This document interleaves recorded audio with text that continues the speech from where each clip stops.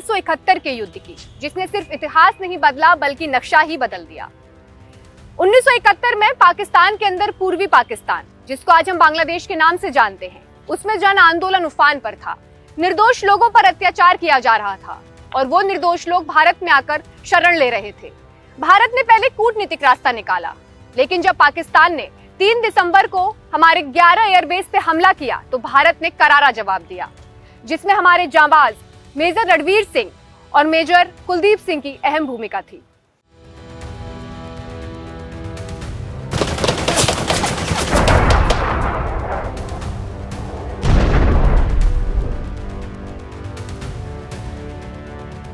उन्नीस 1971 का भारत पाकिस्तान युद्ध एक ऐसा अध्याय जिसने वीरता और बलिदान की अमर कहानियां लिखी। इन्हीं में से एक कहानी है मेजर रणवीर सिंह की। 15 मराठा लाइट इन्फेंट्री के अफसर मेजर रणवीर सिंह पूर्वी मोर्चे पर तैनात थे। मिशन कठिन था, लेकिन हौसले आसमान छू रहे थे।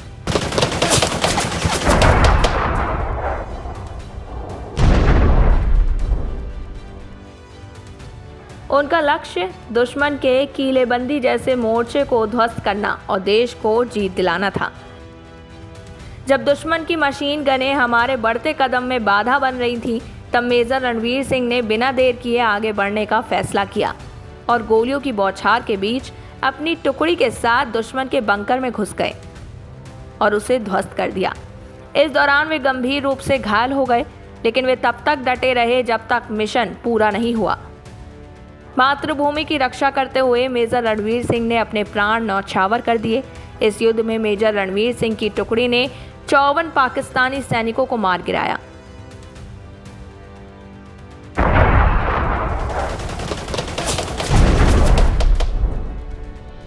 हालांकि इस युद्ध में मेरठ के 48 जाबाज सैन्य अधिकारियों और जवानों को देश के लिए शहादत देनी पड़ी थी।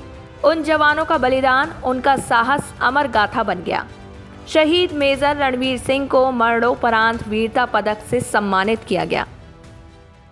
1971 के जंग के दौरान फील्ड मार्शल मानेकशॉ ने भारतीय सैनिकों को बहुत क्लियरली कहा कि आपका उद्देश्य पश्चिम पाकिस्तान को सिर्फ होल्ड करना है, ज़्यादा अंदर घुसने की ज़रूरत नहीं है, क्योंकि सारे रिसोर्सेज पूरब में बांग्लादेश की तरफ लगाने थे। इस दौरान अगर कहीं पर भी पाकिस्तान आर्मी का कोई रेजिस्टेंस आता है तो उस रेजिस्टेंस को बायपास कीजिए, यानी सामने से पाकिस्तान की फौज से लड़ना नहीं है, उसे दाएं से या बाएं से बाईपास कर जाइए और ढाका की तरफ अग्रसर होइए।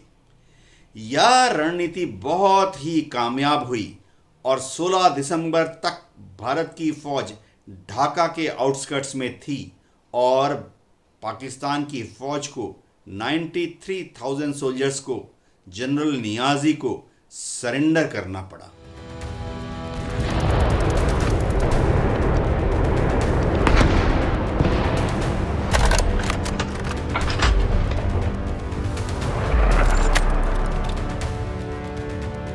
अब बात करते हैं मेजर कुलदीप सिंह चांदपुरी की।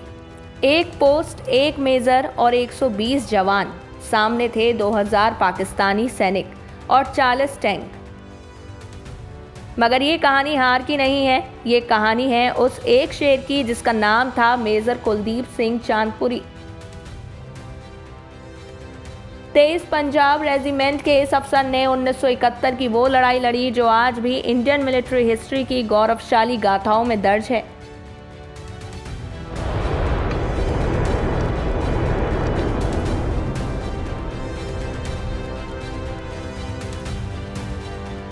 उन्नीस 1971 से आज तक 2025 तक युद्ध लड़ने की कला में काफ़ी बदलाव आया है।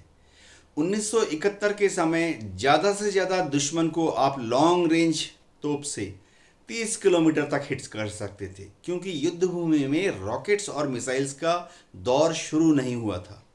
लेकिन आज के दौर में युद्ध भूमि में आप दुश्मन को रॉकेट्स एंड मिसाइल्स की मदद से 70 किलोमीटर 110 किलोमीटर की दूरी से शूट डाउन कर सकते हैं। इसी तरह से 1971 के युद्ध के समय ज़्यादातर air to air combat guns से हुए थे, मशीन गन से हुए थे। नैट विमान में 30 मिलीमीटर की तोप लगी हुई थी, मिग 21 में 23 मिलीमीटर की तोप लगी हुई थी। लेकिन आज के युद्ध में सारे फाइटर विमान में लंबी दूरी से मार करने वाले एयर टू एयर मिसाइल लगे हैं, जो कि दुश्मन के हवाई जहाज को 200 किलोमीटर 150 किलोमीटर की दूरी से धराशायी कर सकते हैं।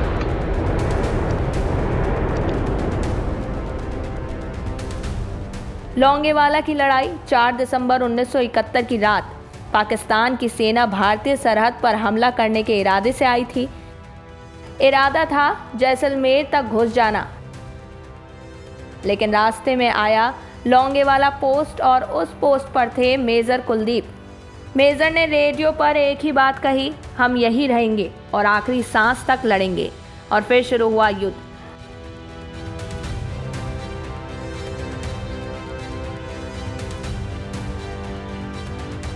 पाकिस्तानी टैंक एक एक करके जलते गए। 37 टैंक तबाह, सैकड़ों दुश्मन ढेर। भारत ने लोंगेवाला नहीं छोड़ा, बल्कि दुनिया को दिखा दिया कि जज्बा हो तो इतिहास बदला जा सकता है। अद्भुत नेतृत्व और शौर्य के लिए मेजर कुलदीप सिंह चांदपुरी को वीर चक्र से सम्मानित किया गया।